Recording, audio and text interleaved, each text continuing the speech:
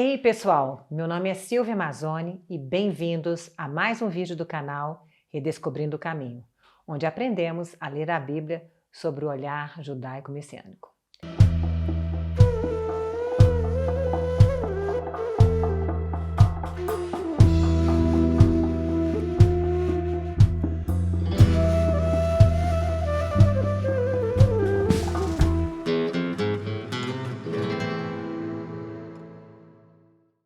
No vídeo de hoje, eu queria falar sobre um dilema muito comum que muitas pessoas que estão assistindo este vídeo podem ter.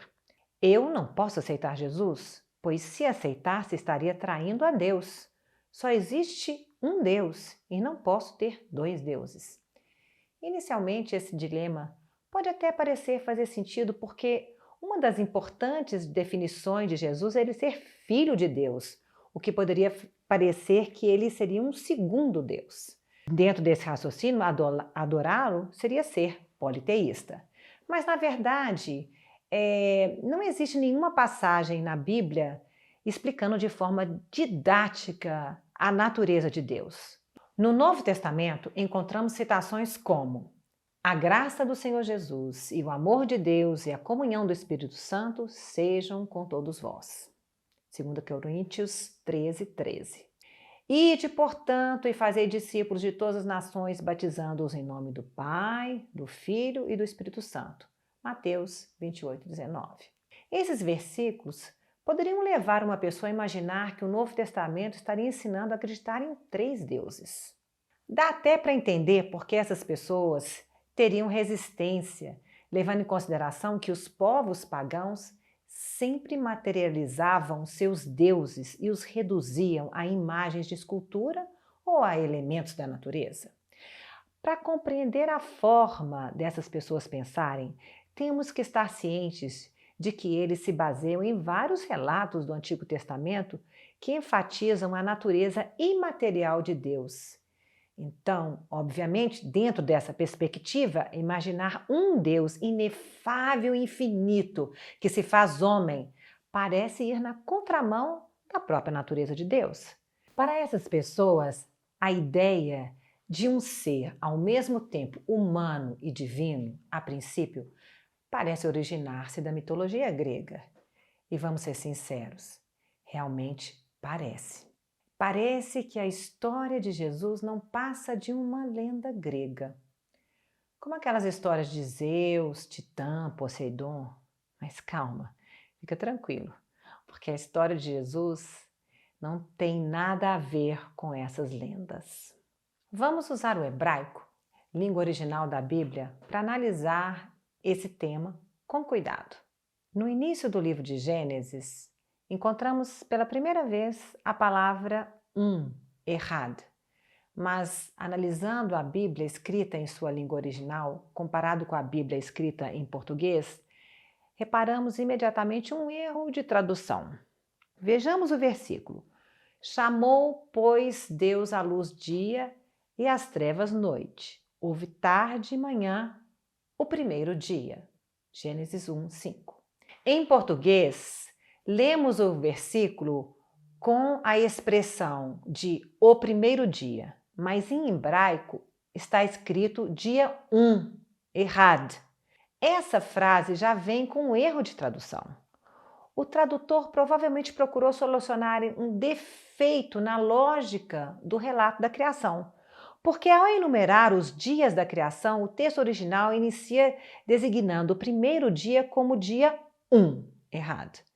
Ou seja, para o primeiro dia, o autor usa o número cardinal 1, mas prossegue designando os dias seguintes com números ordinais, tipo 1, segundo, terceiro, quarto, quinto e sexto. A tradução correta do quinto versículo de Gênesis é: chamou, pois, Deus a luz dia e as trevas noite. Houve tarde e manhã, dia 1, errado. Então, o autor de Gênesis muda propositalmente a lógica de sua narrativa. O que será que estaria escondido atrás dessa mudança? Explicando melhor, o texto deveria trazer 1, 2, 3, 4, 5, 6, ou deveria fazer como está no texto em português: primeiro dia, segundo dia, terceiro dia, e quarto dia, quinto dia, sexto dia.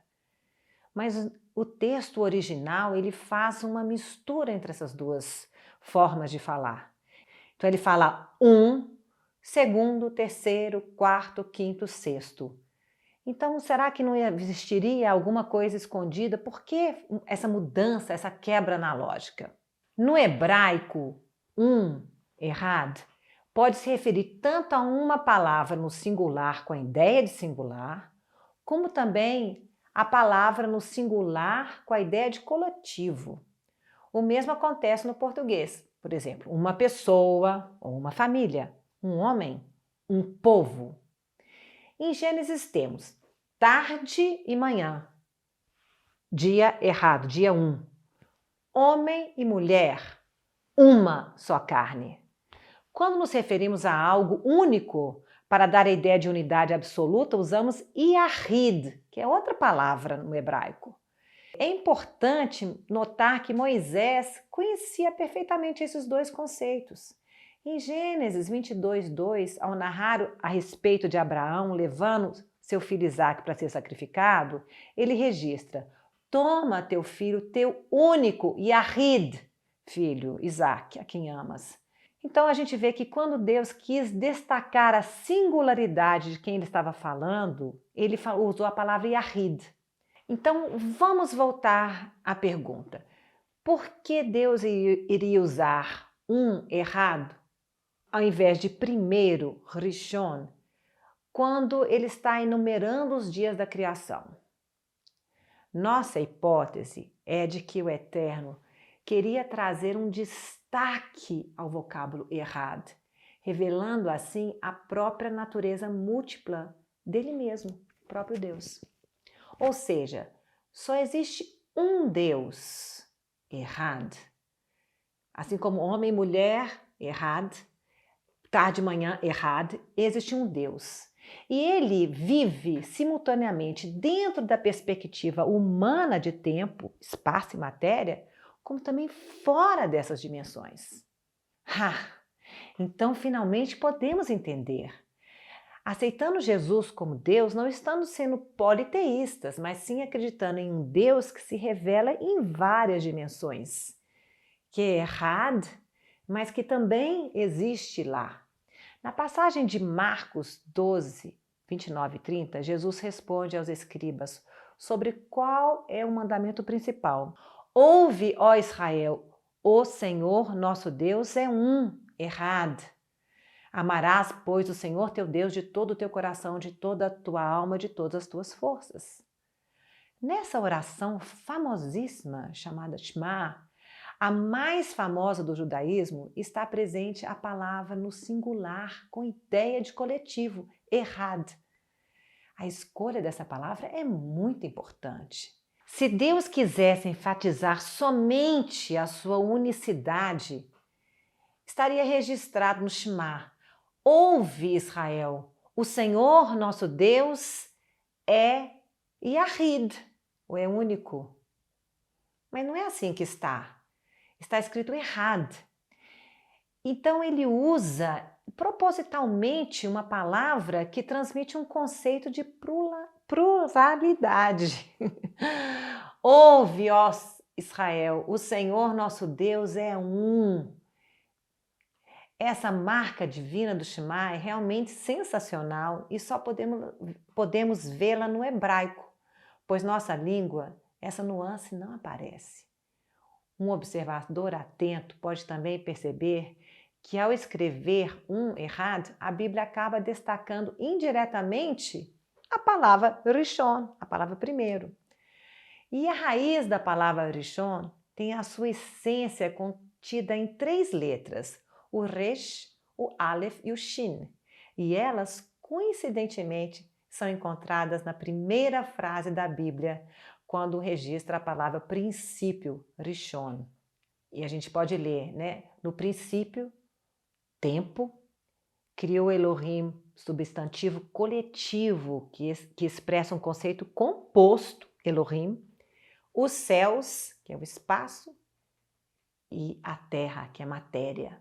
A mesma sequência de letras da palavra princípio, Reshit, que está na abertura da Bíblia, é registrada também por João na abertura do seu evangelho.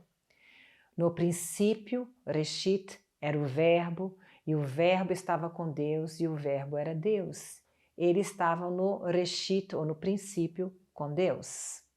Então vejamos, quando João começa o evangelho dele, né, que ele começa de um certo sentido parafraseando a primeira frase, o primeiro livro da Bíblia, a primeira frase da Bíblia, né, que fala no princípio criou Deus os céus e a terra, ele começa também da mesma forma, fala no princípio.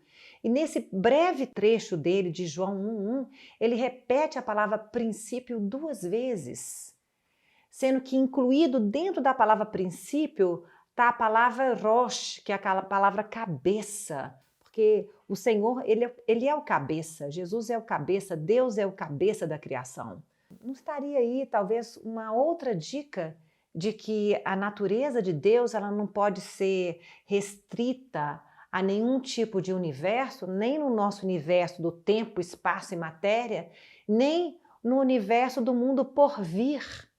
A gente sabe que a ciência mostra que as partículas subatômicas estão se movimentando e você não pode prever onde que elas estão. Só quando você faz uma medição é que então tem tipo um colapso do sistema e você detecta onde exatamente uma partícula está.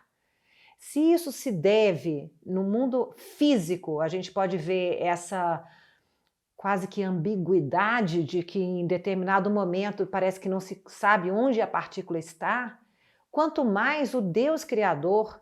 Será que Deus estaria restrito a existir uma existência só no mundo vindouro, no mundo fora do tempo, espaço e matéria? Quem proibiu Deus de existir dentro do tempo, espaço e matéria? Quem que regulou a existência de Deus? Uma vez uma pessoa me perguntou, bom, se Jesus morreu, então quer dizer que Deus morreu? Quem ficou com o controle do universo quando Jesus estava morto? Ora, esse tipo de pensamento limita a existência de Deus como se ele existisse só numa dimensão. Quando Jesus morreu, aqui nessa terra, né, ele continuou existindo fora do tempo, espaço e matéria. Fora que, na Bíblia, diz que o Cordeiro foi morto antes da fundação do mundo. O que traz mais uma variável de complexidade para essa equação, que é a variável tempo. Tempo é uma variável que nós vivemos dentro da dimensão tempo, espaço e matéria. Deus não existe nessa dimensão, então a Bíblia diz que o Cordeiro foi morto antes da fundação do mundo. Então não vamos limitar, tentar colocar as coisas numa caixinha, porque a coisa é muito maior do que a gente pode imaginar. E para terminar, eu vou deixar uma pérola, né, bem interessante. Desde criança que eu conheço aquele versículo, muitos que talvez estejam assistindo esse vídeo vão se lembrar de um versículo que está no livro de Eclesiastes, no final dele, que fala assim: lembra-te do teu Criador nos dias da tua mocidade. Nessa frase tem um segredinho, porque na verdade no português está escrito lembra-te do teu Criador, mas no hebraico está escrito lembra-te dos teus criadores, porque a palavra criador aí está no plural. E agora então me explica, a Bíblia tem algum erro? A palavra de Deus pode falhar? Então são criadores, né? Então a gente começa a entender que nós não podemos colocar Deus numa caixinha. Não existe uma definição certinha, como se fosse um livro de química, física ou matemática para as coisas de Deus, mas a gente sabe que ele se manifestou e que ele almeja estar próximo de nós. Então, gente, chegamos ao final desse capítulo. Convido vocês a deixar os seus comentários aqui nos comentários do vídeo, as suas perguntas. e a prosseguirem caminhando conosco e redescobrindo o caminho. Te vejo em breve. Até logo. Lehi Traot.